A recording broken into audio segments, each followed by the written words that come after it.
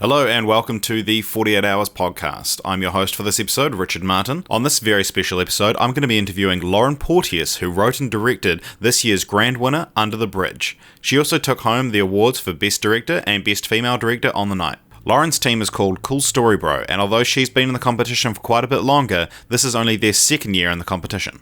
Lauren's got a lot to say about her experience this year, so let's just crack right into it. All right, and now I'm here with Lauren Porteous, winner of the this year, taking home the award for Best Director, Best Female Director, as well as being behind the winning film Under the Bridge. Welcome. Thank you, Richard. All right, so starting off, what's your sort of background in film?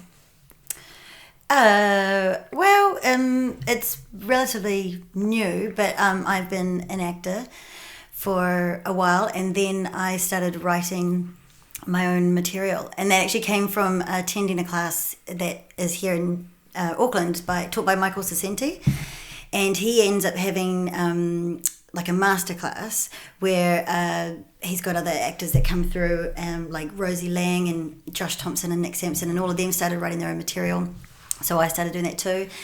After writing for a while, I just sort of thought, hang on, maybe I can make these myself. So yeah, the goal was always to make film, and I made my first film at the top of last year, and yeah, the rest is a little history, but yeah. Fell in love with it, I presume, and sort of wanted to keep doing it. So yeah, as I say, you did write and direct the winning film this year, Under the Bridge. For anyone out there that hasn't seen it yet, could you just give us a sort of brief synopsis? Right, well, I mean, it's a 48-hour film. It's only 5 minutes long. You're given a genre you have to, use. So our genre was buddy film, and naturally you sort of think Mel Gibson and Danny Glover. But it was, how can you tell a story? I guess it ended up becoming a story about friendship. So basically, you knew the two characters could not be friends, and this was a story about watching them becoming friends. So you have a homeless man, and he is met by a runaway kid, and there's something that sort of keeps them together, and it's that commonality that they share, the fact that they have a guard about them that I think helps them unite and develop a friendship. Right, yeah. So you kind of do that thing of breaking down what the genre of a buddy movie means by sort of reluctant friends that kind of go through some kind of adventure, whether that's spiritually or physically. And so is that sort of how you approach writing generally, is like look at the genre, break it down, put it back together? Yes, absolutely. I mean, maybe it's the best way to adapt what you do, because otherwise you'll write kind of the same stories you might always write. So what is wonderful about the 48 is it throws you these curveballs and you immediately Google, pretty much, and go, okay, what is the definition or the universal definition for people of what that genre is? And like I said, we got buddy, and that sort of, gives you some examples, but then you have to make it your own. And I always knew I don't want, two guys with the guns, or you have to work in your own constraints. So the wonderful team I had, I knew we'd get great visuals, and maybe with where my writing is, I knew I could tell a lot visually and with not too much dialogue. So that sort of gives that style versus something with a lot of special effects or... Yeah. So obviously, when you got your genre, it starts off with Googling and whatnot. Can you run us through the Friday night, at least for you guys, on how like breaking a story works for your team? Well, yeah, I mean, I think the way I love it to, unfold is with a plan. You definitely have a plan. And so the best way to do it is you get your full team there probably around 6:30 or the opening part. It depends how you feel. It's definitely something every team can personalise. But that is a lovely meet and greet moment. And effectively, if you get comfortable with not knowing what you're going to do, that's a really good way to, be a creative. And so that's a really cool time to just maybe hear anybody's ideas. And then by 8, like an hour into it, or 9, you bring it down to the core team. Hopefully you guys decide on an idea. By 10, you can start story beating the one you want, and maybe you've got that thing written by midnight. And if you're starting to go later than midnight, you're screwed. So what happened with us is we did have an idea. Everyone left. I was about to write it, and about 2 a.m., I had the DOP, Jason Anthony Crane. He's also amazing at story. He was touched with the idea of going, hang on, why don't we see Greg Smith, who was our producer, who's part of the core team, who always knew we wanted to have acting in it. Why don't we see him in a way that no one's ever seen him before? Greg knew about this amazing kid called Caden Napera, who's an up-and-coming talent. And that really, I guess I write for people, so that Jason came up with the idea of, this guy's homeless and this kid runs into him, and both of us knew instinctually that the kid was always not going to have a home himself. Right. So I was writing that story about 3 a.m. And then 6 a.m. we called, everyone said, get to this location, this is the story we're doing. Right. Wow. And so if it's allowed to be shared, can you sort of tell us what that original idea was, or what sort of direction you were heading in? Yeah, well, so it was Buddy, and I guess we sort of had, maybe a more like God devil sort of thing going. But that's all I'll say. Yeah, it was, and I was prepared to write for that too. So I do sort of throw myself into it and want the writing to keep upskilling. So I started off with comedy, and ever since I've been on the screen, it's been very sparse and dramatic. But it's good to throw yourself in these challenges and still try and make it your own. Yeah, nice. Yeah, that's interesting to see that you've always kind of had that breaking down sort of thing, like with the God and devil thing, whatever that would have turned out like. Obviously, sounds like it would have challenged the buddy genre a little bit. But so when this idea sort of came to the team, and you say that you immediately were like, yeah, this is it. What was it about that kind of story that you think really drew you and the rest of the team to it? Well, I should probably answer this about the story, but honestly, it was from more the director side, because the first idea we were struggling with the location, and we're only going to have like one room, and it wasn't even the right kind of room. And yes, that's amazing for lighting, how we can control it, but I just knew when this other idea came around, I was like, I don't want to look at one room for 5 minutes. I want a story to unfold. So the locations in my stories and, the films you see are kind of characters themselves. I think it's like Coen Brothers. They even use the environment to sort of dictate, inform their character. So it does come down for me to what do I want people to see and experience in that 5 minutes. And I want it to be dynamic. So I guess what I like about the story mostly is, keep it simple. And for me, it was always about these two people, then their friendship, how they become friends. Yeah, no, it's a beautifully like simple kind of story, and like you say, the bridge, obviously, it's the titular bridge, and it's it does inform the story. It's just as important as the other two kind of thing. But I mean, of course, it tackles the sort of subject of homelessness, which is we've got a big problem with, especially here in Auckland. And so, do you think that really helped to sort of strike a chord with the audience? Yes. I mean, I think everything you see up there is actually intentional. And it's amazing how well it's been received, and how, you put these things out there and people are really getting it in the way that you were hoping. I think the inspiration comes definitely from what's sort of going on right now. But it was with the things that we, like I'm saying, I wanted to see something like that location for the 5 minutes. So you're going with the options you've got ahead of you, but then when you come to tell the story, and while I'm writing it, there are these, repetitive themes. Like, it's always about home. Everything they talk about is, he says, this is my home, you should go home. And that hopefully helps, some of these things that maybe the part of the story that you don't know or you're not expecting as the audience is that the kid is the one without the home. Yeah, no, yeah. And I guess it affects me still. Like, I still feel like I'm just part of it. But I guess I see this story more as like, this could be a turning point for both those characters, like especially the child. And it was important to write him almost like as an adult. Just kids just don't have senses, so they say what they mean. And but this could be a time where what's going on around him, how could it not make you angry? But, maybe meeting this other person, it's what they share. I mean, maybe the homeless man could sort of not want to drink after this, or, I don't know, connect with his, estranged people in his family. So the focus is really the friendship.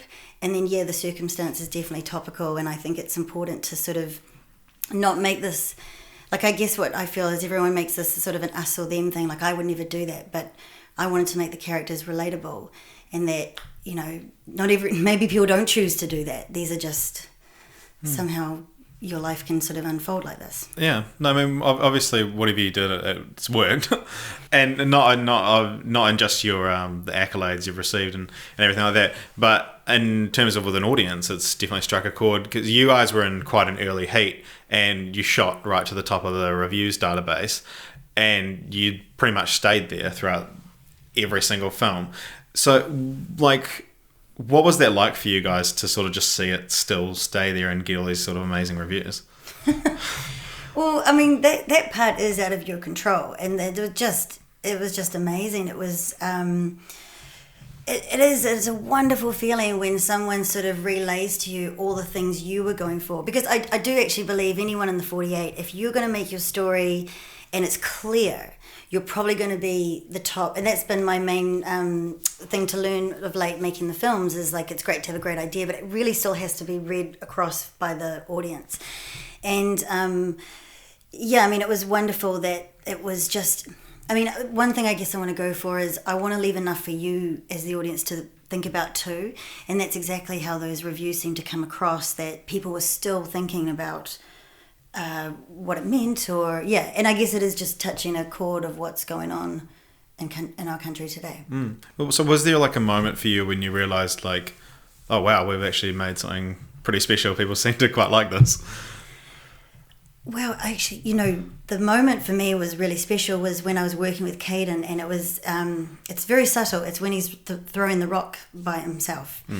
That struck a chord for me. I don't even know why. I think it's all to do with Caden, but no, I hoped these are the things I want to sort of see on screen, you know, and I think I'm hoping that's sort of one of the things I can achieve, is I want you guys to fall into the screen with me and into this world, and I love that everyone feels like it's kind of a slice of life.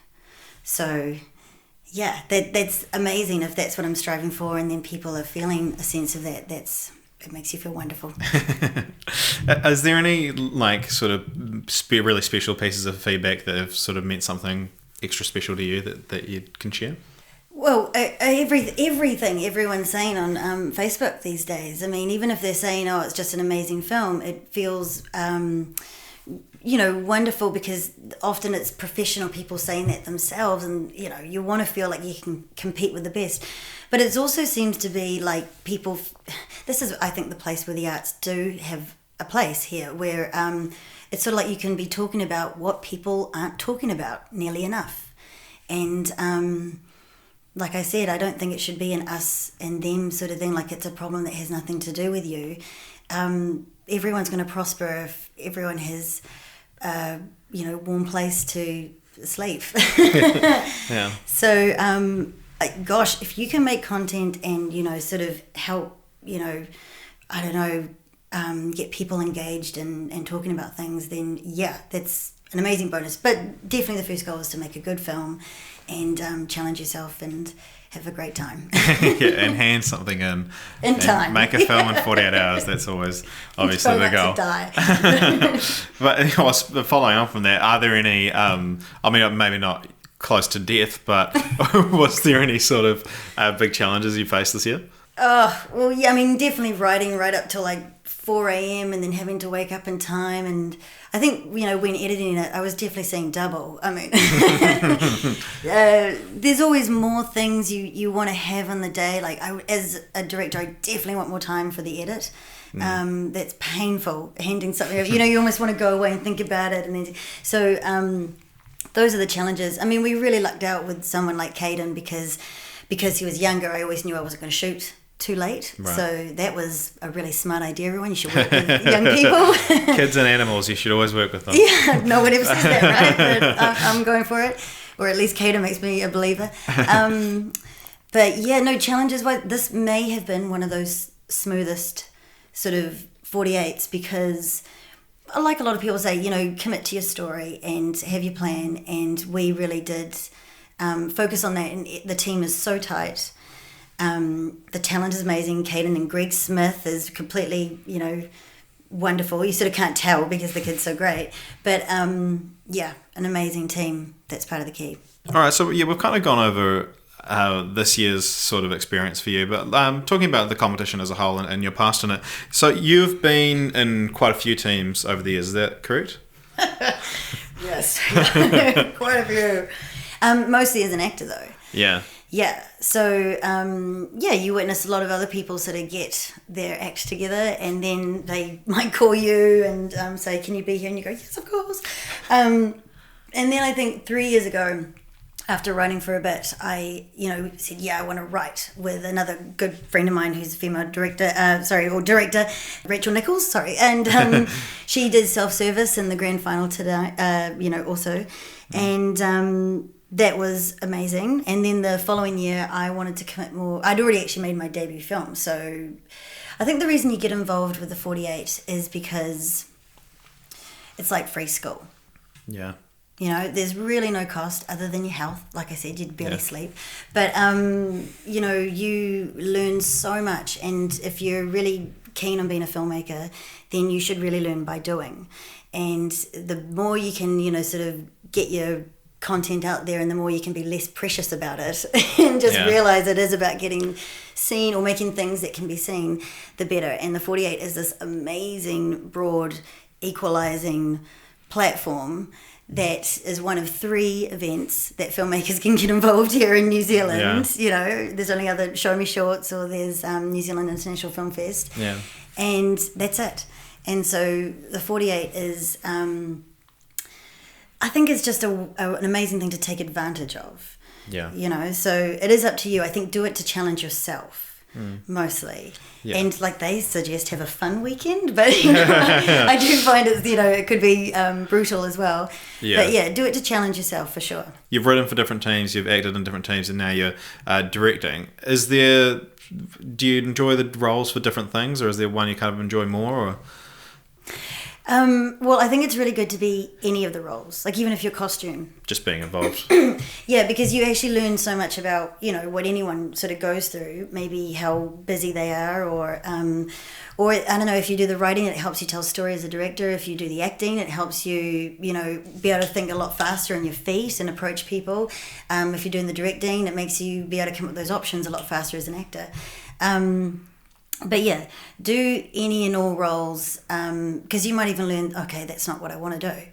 Yeah. Yeah, and I think that's the thing that's really clicked for me in my life, is you can sort of go, it's sort of about figuring out what role is the role that best suits you. And that could even be editors or DOPs, it's lovely the push for female directors, but there's no reason why.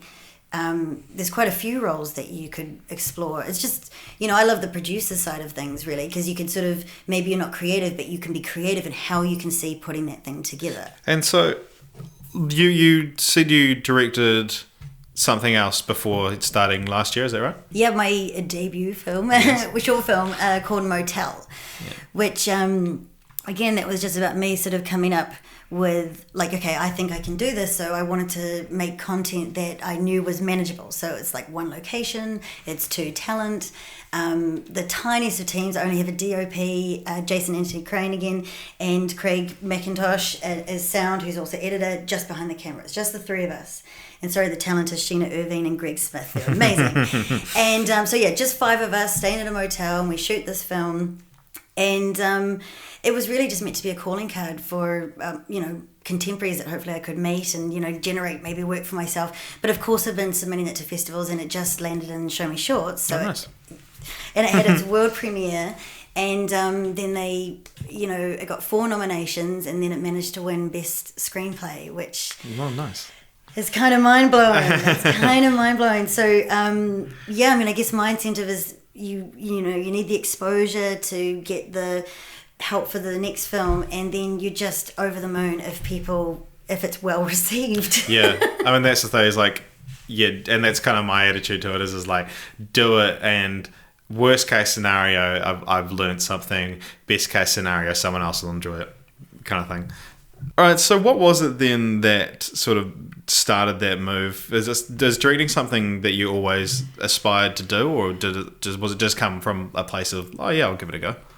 Yeah, no, I would definitely say that I have not grown up thinking I'd be a filmmaker, right, at all, or direct. And yeah, I mean, there is something in it sort of where you think, oh, no one's going to listen to me, I'm little in a lady or something. I don't know, but you know what was incredible is you just sort of. I think Kubrick says, I just think I thought I could do it better than, you know. So you do sort of get motivated and inspired, but then you have to make sure that you are really good at it too.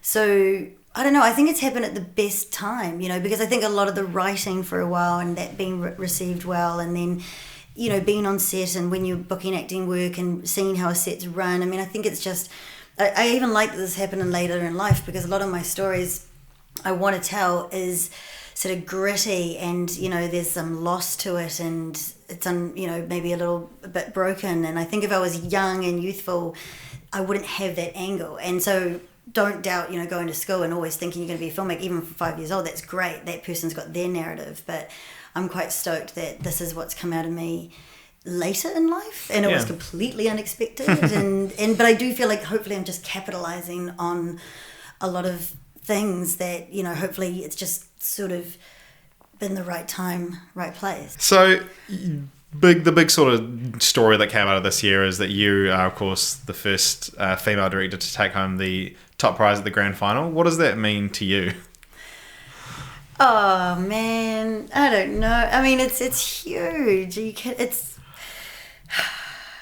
amazing. It's absolutely amazing. Yeah. Yeah, I mean, I think, of course, I'm a woman, and I love being a woman, but I guess I go into the role not really, you know, having that matter either way. I think you just want to be very good at telling a story, and like I said, maybe the writing for a while, it gets you witnessing a lot of things, and then you sort of go, hang on, I think I know how to do this. So it feels quite serendipitous. It feels like a lot of things are happening, and then you just very right time, right place. But hopefully, I really hope actually that the content and the story is the main event, and people sort of go, oh, that's a good film. Yeah. And then maybe as an afterthought. Yeah. But I mean, Gayleen Preston being there on the evening was incredible. Yeah. I got to become a member of WIFT last year because of 48. Of course, yeah. Getting that sort of sponsorship and the membership. And those things are amazing. I mean, as a woman, get involved with WIFT. They provide these evenings that if you're the shyest person in the world, like me sometimes, they encourage you to interact with all these other professionals and veterans. And you know what's amazing about whatever's happening right now is, say with the Tall Poppy thing, I'm not experiencing that whatsoever. I mean, everyone around me is just so welcoming and more than happy to, you know, I don't know, share and give back. And I think everyone's very excited about new, you know, generation voices and storytellers. And I've always thought we could actually have more content and narrative come from this country, especially. All right, so what was it like for you on grand final night? You know, you've come having won Auckland, and then you're there watching all these other films. How did that sort of feel for you? Right, well, I mean, gosh, you just never know. And then when you got to see them all, they were just all so good. I mean, it was just such good narrative, and they all had, you know, the what was it, the black ballet? Yeah, the black and white. Yeah, it was phenomenal, and it just looked amazing. And then even the idea to have them, you know, dance and everything, that was really original. Yeah. And then everyone was laughing, and you know, so something like that, I thought, oh gosh, who knows? But then, you know, the one that was the runner-up, Missing Pixel, that was, you know, Friend for Life. Yeah. That's kind of up my alley. I mean, I loved just the way they executed it. Yeah, that was very, very dark, divisive sort of film. And divisive, I was happy to see that. Because that was one that I remember seeing and I really liked, but I was like, I don't know if everyone's going to like this. No, but so I was happy to see them get as far as they did, because, it was really well-made short film as well. Yes, and you know, the snapper, and, you know, which isn't even like... I think, again, it's just left completely open, you know, just from a narrative perspective. That was, you know, very refreshing. And then, you know, the feeding. And I even, just to go to the other end, Whaling Owls one, the Christmas one. Oh, yeah. Was it No Country? It's No Country for Cold Elves. Yes, amazing. But, you know, even the one with the... Oh, I've forgotten the title. But, you know, where the dad has to be part of the fantasy world with the... little boy. Oh yeah, that was the Wellington team. And a female director again, I think. Yeah, I mean, that one was amazing. really amazing ideas again. I mean, hopefully people just keep entering because you can just see they're only going to get better. Yeah. So taking home the top prize then and the best director and best female director again. Sorry, still on this. Yeah. What do you sort of think that's going to do for your career now? Have you got any kind of... I mean, obviously, it's a extra sort of line you can put on anything you make, being like from Lauren Porteous. Yeah. Yeah. Well, that part's amazing because, it can always be something that hopefully boosts you. In a lot of ways, I don't think it can mean too much because, you've always got to keep striving to, it's always the next project. But in other ways, it's huge. I mean, like I said, the PR, the exposure, I don't know, just yesterday I was just, in my room doing whatever or something. And then today, I'm getting the chance to interact with a lot of people that I admire and want to know more about, what films you want to make. And so it is really very powerful. I mean, I hope you don't need to win it to make that happen, but I think you should get involved in the 48 because this, competition, I think, has a very good reputation. First off, it's one of only 3, like we said, platforms that you can get involved in. And then I think it's actually probably the only one that you could trust has the original voice coming through. Yeah. Thank you for that. I didn't realise you sort of considered me someone you admire that you now have the opportunity to talk to. Of course. So obviously you'll be back next year, I'm guessing. I don't know. I don't know. I didn't even know that was one of the questions. Oh, okay. Well, honestly, I don't know if I could think about that just yet. Yeah. But I think the rest of you should definitely take advantage of this. I mean, this how long has it been going on for? 15 years. This is the 15th year.